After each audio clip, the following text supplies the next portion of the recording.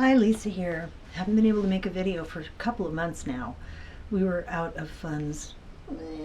But I have stopped and gotten a few things here and there, so I thought I'd gather everything together and then I could make another video.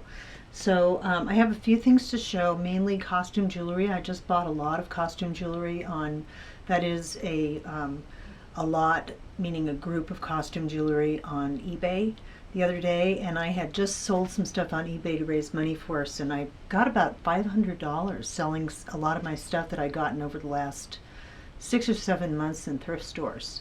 And so I thought I'd show them to you. I have a few accessories too, so I'll start with those. Anybody who's watched my video knows that I am a sucker for scarves. And I found this beautiful, this is exquisite. This is a Laurel Birch scarf, and Laurel Birch is kind of famous for her cats. She makes a lot of jewelry, and you can see this is a cat scarf. Just beautiful. The colors are fabulous. And let's see if I can find the signature.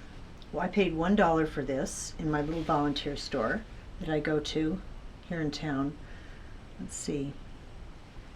Looking for the signature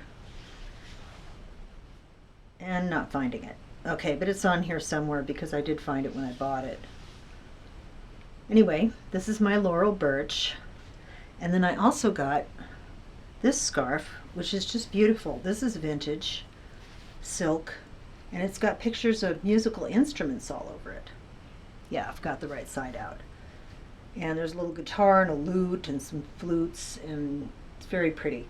You can tell that this is silk because, and this is a way to know silk scarves from polyester, is on a silk scarf, you're going to see that the edges are rolled up, so as if somebody went like this and rolled them up, and then they'll be hand sewn along the edges here. And that's one way you can tell a scarf is silk if it's not marked, because some polyester scarves are so silky that you would think it was silk, but not necessarily. So if you're wondering if it's silk or it's really good quality, try checking the edges and see if they're rolled up and hand sewn. Which this one I am not sure is hand sewn, but it is a rolled edge. So anyway, these are my scarves, $1 each. And then I have my ties. If you've watched my videos at all, you know I love menswear. I'll wear vests and ties and loafers and things like that. It's just a little fashion thing that I enjoy. So I buy ties. Now these don't sell very well on eBay, unfortunately, but one of my challenges is to find designer ties in the stores. So this one still has a price tag on it. It says $2.99, and I paid $1.50 for it because it was a half-day sale at the American Way thrift store. This one is an Oleg Cassini, and because it's Oleg Cassini, it's going to be vintage. This company is no longer in business. So, and I really like the design on this one. I think that ties are a way that conservative men can, you know, kind of be fashionable and use color when they wear suits. And let's see, this one is also, and this one also has the price.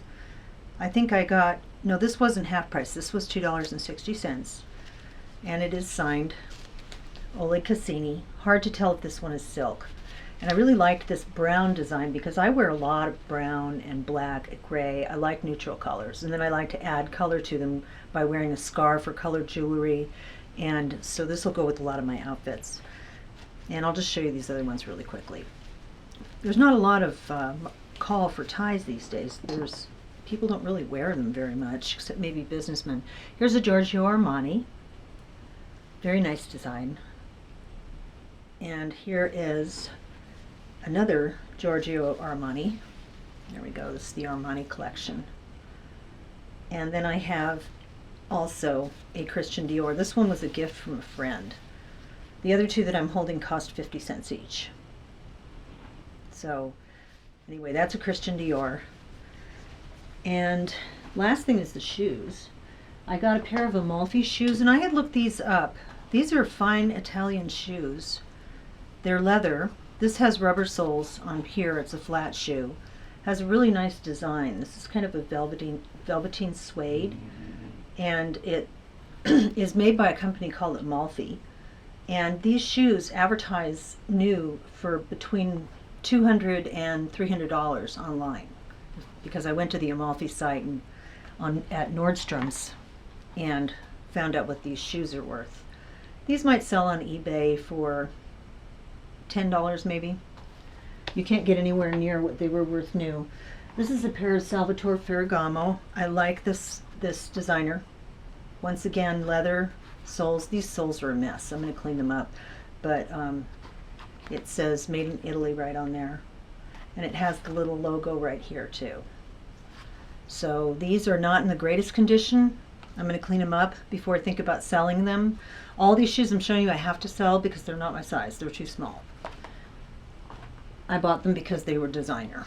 And here's another pair of Salvatore Ferragamo shoes. Made in Italy. These are very nice. Very classy. Classic.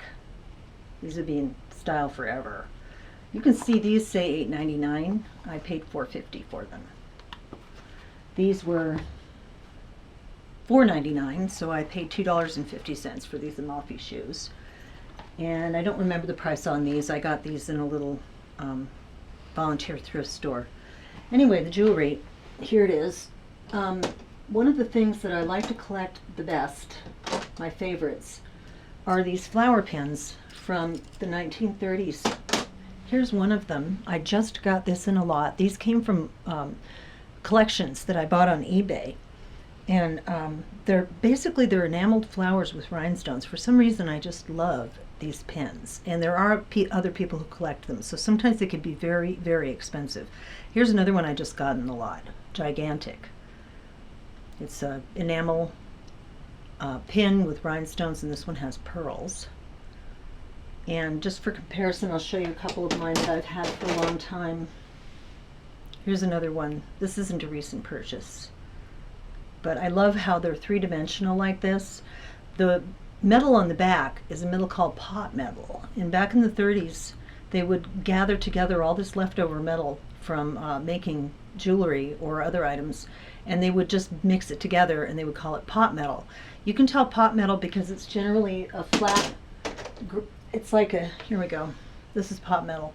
Smooth, very heavy and substantial in weight, and it's kind of a dull gray color usually, but sometimes it's washed in gold. This is another one of the bouquets that I like. That's just to give you an idea.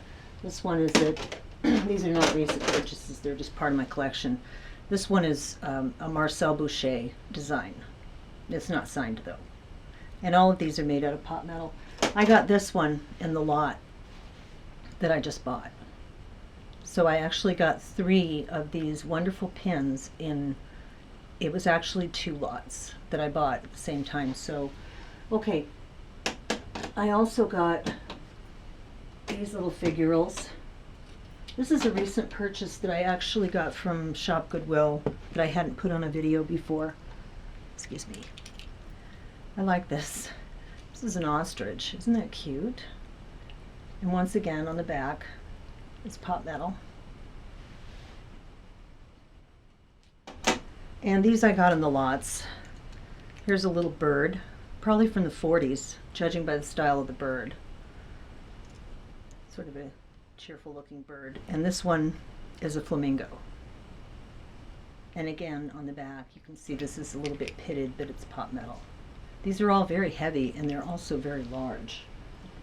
Okay, this I think may be Bakelite. It has a very old pin on the back here. This is not a modern pin. And it's either celluloid or Bakelite. It's like a little flower and you can see through it, and it looks exactly like some Bakelite I have in a book of mine.